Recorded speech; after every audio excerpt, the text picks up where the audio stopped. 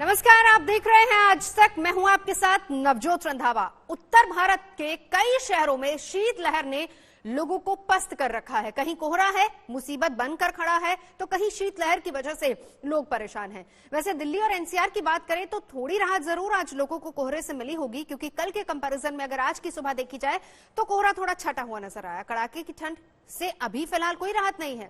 पंजाब, हरियाणा समेत कई ऐसे राज्य हैं जहां अभी भी परेशानी बनी हुई है, क्योंकि कोहरा भी है, साथ ही साथ ठंड का प्रकोप भी लगातार जारी है। फिलहाल दिल्ली एनसीआर के लोगों के लिए थोड़ी राहत। दिल्ली, मुजफ्फरपुर, फतेहपुर शेखावटी तीनों जगह की तस्वीरें आपको दिखा रहे हैं। ठंड से तो परेशानी है, लेकिन फिलहाल दिल्ली एनसीआर के लोगों को कोहरे से थोड़ी राहत मिली है, क्योंकि कल बेहद कम विजिबिलिटी में लोगों को सुबह सुबह घरों से बाहर निकलना पड़ा था। ऐसे में आज की अगर बात की जाए तो विजिबिलिटी थोड़ी ठीक ठाक है।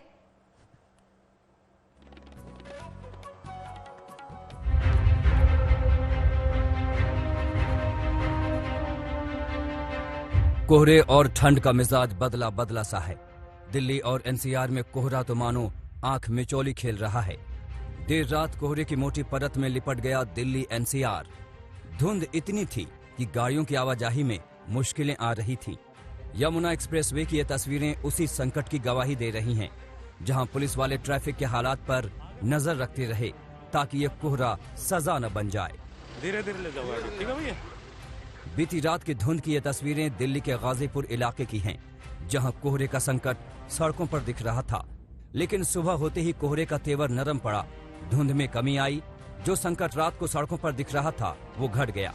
फिर भी दिल्ली को पूरी तरह राहत नहीं मिली। विजिबिलिटी में थोड़ा इजाफा हुआ। राजपथ पर कोहरे का संकट कम होने की वजह से कुछ दूर तक देखा जा सकता था। कड़ाके की ठंड के बीच दिल्ली एनसीआर के रहने वाले लोगों के लिए रविवार की सुबह थोड़ी राहत लेकर के जरूर आई।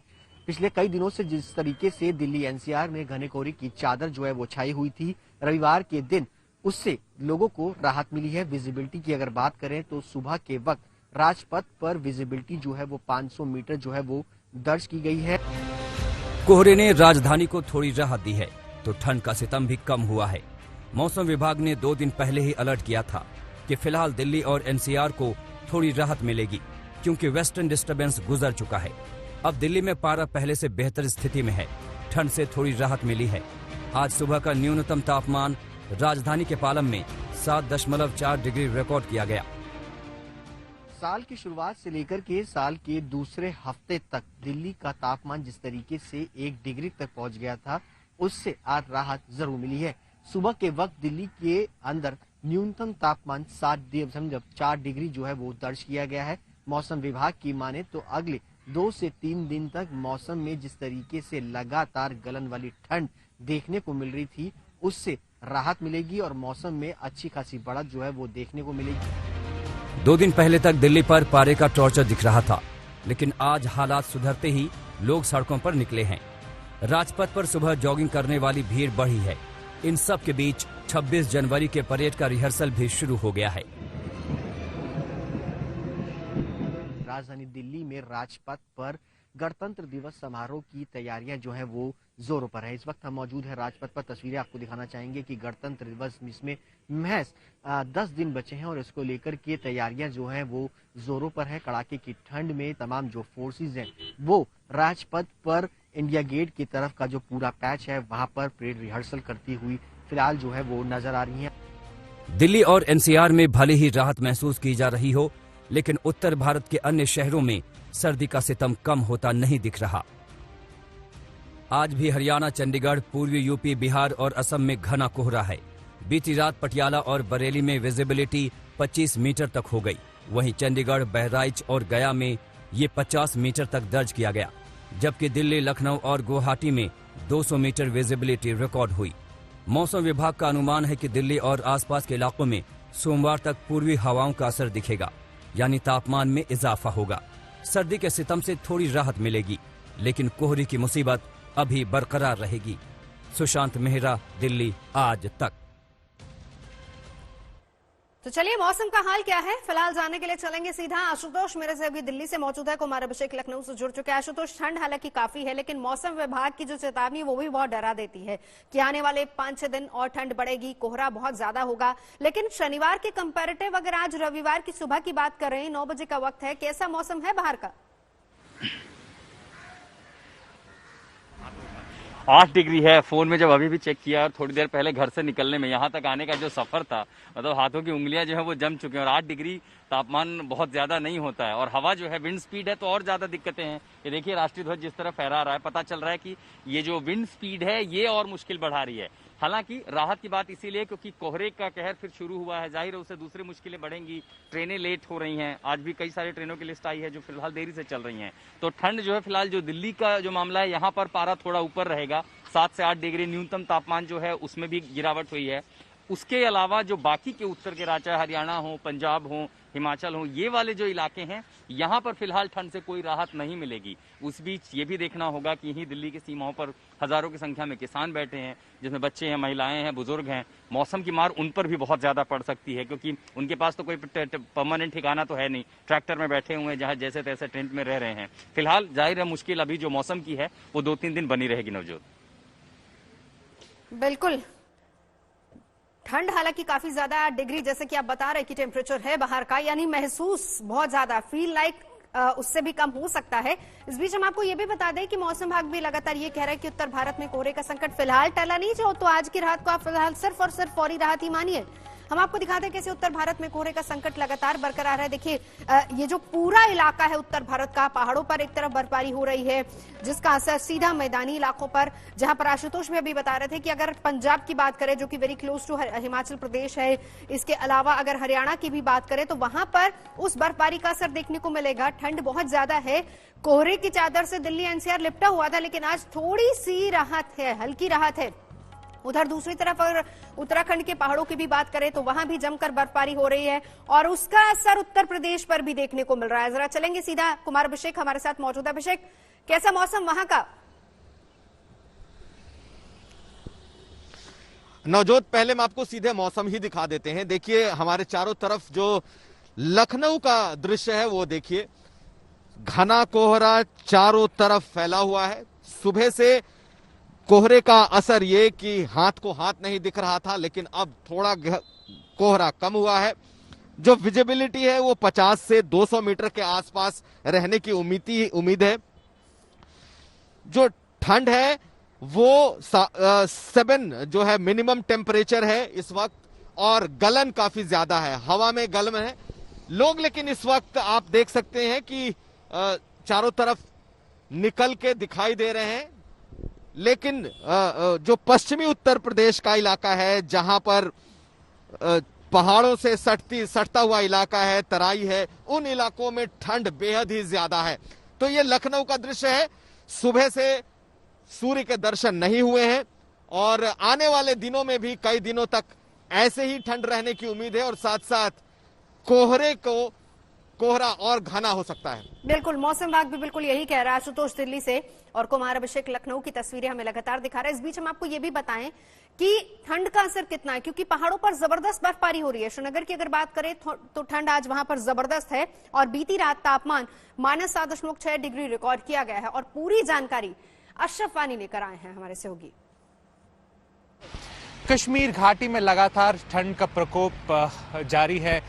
पारा माइनस से नीचे आ गया है और पिछले कई दिनों से लगातार इसी तरीके का जो है ठंडा मौसम रहा है। श्रीनगर शहर और बाकी इलाकों की बात करें तो हिली एरियाज जैसे गुलमर्ग, पहलगाम है तो वहाँ पे और भी ज़्यादा टेम्परेचर जो है वो कम हो चुका है। इस टेम्परेचर की वजह से लोगों को, जो स्थानीय लोग हैं, उनको खासी परेशानियों का सामना करना पड़ता है। खासकर पानी की सप्लाई में प्रॉब्लम होती है और साथ ही साथ अगर रोड्स की बात करें तो स्लिपरी रोड कंडीशंस होने की वजह से चलने फिरने में भी मुश्किलात आती हैं। मेट डिपार्टमेंट की जहां तक बात करें तो उन्होंने कहा है कि अगले कुछ दिनों तक इसी तरीके का कोल्ड और ड्राई वेदर रहने की आशंका है। उसकी वजह से टेम्परेचर में और कमी आने का आ सकती है। तो साफ जाहिर है स्थानीय लोग खुद को इस मौसम से बचाने की कोशिश में लगे हुए हैं। लोग कोशिश कर रहे हैं कि जैसे भी हो सके अपने आप को जो है गर्म रखें, ज़्यादा कपड़े पहने और साथ ही साथ हीटिंग का अरेंजमेंट जो है अपने घरों में करते नजर आते हैं।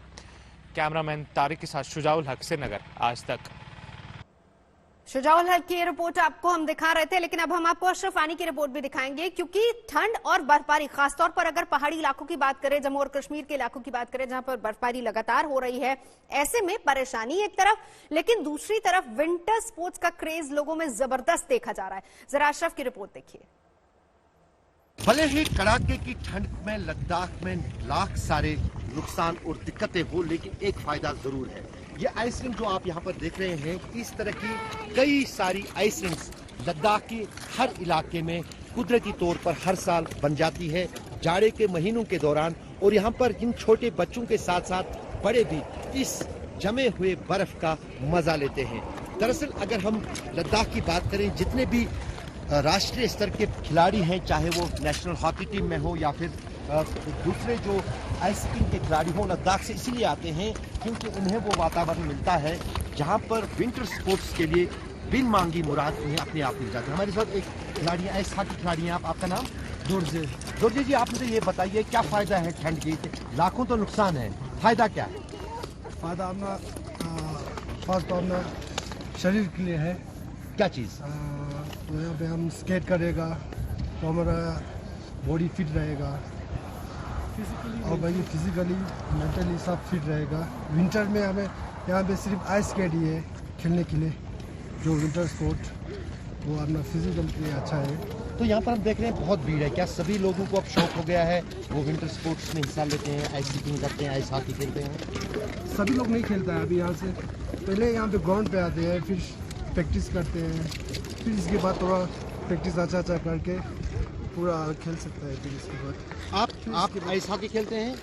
हाँ जी, मैं थोड़ा बहुत खेलता हूँ। आपको लगता है कुछ फायदा है इसका जो नेचुरली आइस रिंक्स फार्म होती हैं? हाँ जी, मतलब यहाँ पे बच्चे खेलते हैं विंटर में, तो सर्दियों में वैसे भी छुट्टी पड़ती है यहाँ पे, तो बच्चे यहाँ पे आते हैं अपने फिजिकल के लिए, मेंटली वो स्ट्रॉन्ग रहते हैं, अच्छे रहते हैं। सुबह आते हैं तो खाना खुना लेके आते हैं, सब लोग पिकनिक टाइप से अपना स्केट करते हैं। स्केट भी अच्छी तरह उनका हो जाता है धीरे धीरे। तो कहीं ना कहीं यही एक वजह है कि जो ये नेचुरली जो आइस रिंक्स फार्म होती हैं लद्दाख में, यानी बर्फीले मैदान, वरना अगर विदेशों में देखें तो इन रिंग्स को बनाने में लाखों और करोड़ों का खर्चा आता है, लेकिन लद्दाख के इस पूरे क्षेत्र में जो है इस तरह की आइस रिंग्स अपने आप जो है बन जाती हैं और कहीं ना कहीं लोगों को बिन मांगी मुराद जो है वो इस ठंड के कारण लद्दाख में मिलती है। रूफ अहमद के साथ अशरफ आनी, लद्दाख, आज तक।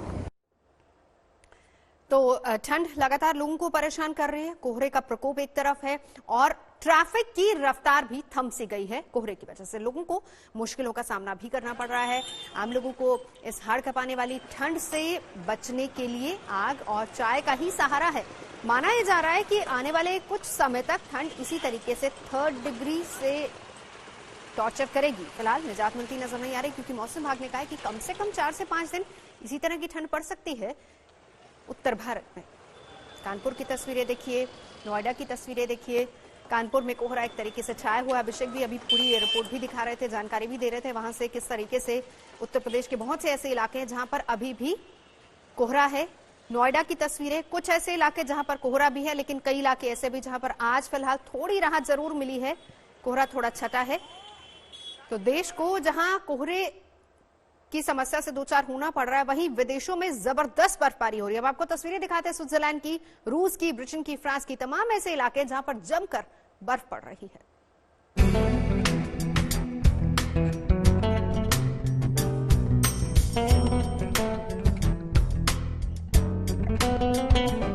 विदेश में भी इस बार जमकर बर्फ बरस रही है।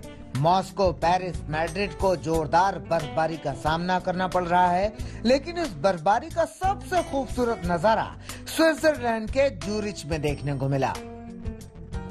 यहाँ पेड़ पूरी तरह बर्फ से ढके हुए नजर आए, उन पर बर्फीली झालरें झूलती हुई दिख रही हैं। सड़कों के कुछ हिस्से पर तो घुटने तक मोटी बर्फ जम गई है। मूसलाधार बारिश की शक्ल में बरस रही बर्फ के बीच लोग छाता लेकर टहलते हुए नजर आए।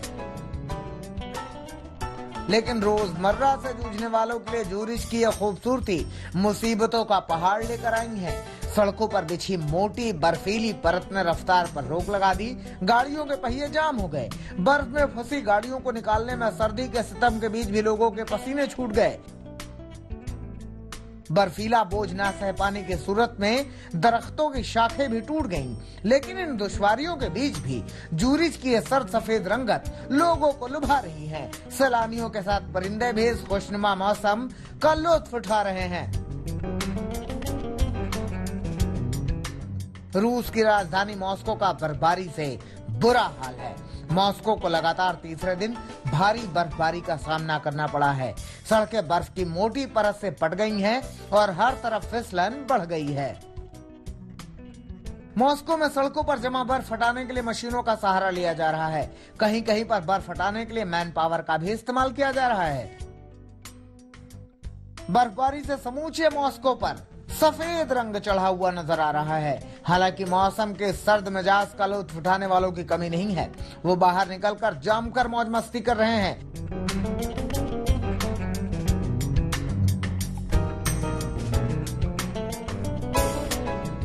फ्रांस की राजधानी पेरिस में भी मूसलाधार बर्फबारी का नजारा दिखा। सैलानी इसका खुलकर लुत्फ उठा रहे हैं। कुछ बर्फीली सतह पर फिसल रहे हैं, कुछ बर्फीले बुर्ज बनाकर मनोरंजन कर रहे हैं। तो सर्द मौसम और बर्फबारी जहां परेशानी लेकर आता है, वहीं इस मौसम का भी अपना ही एक मजा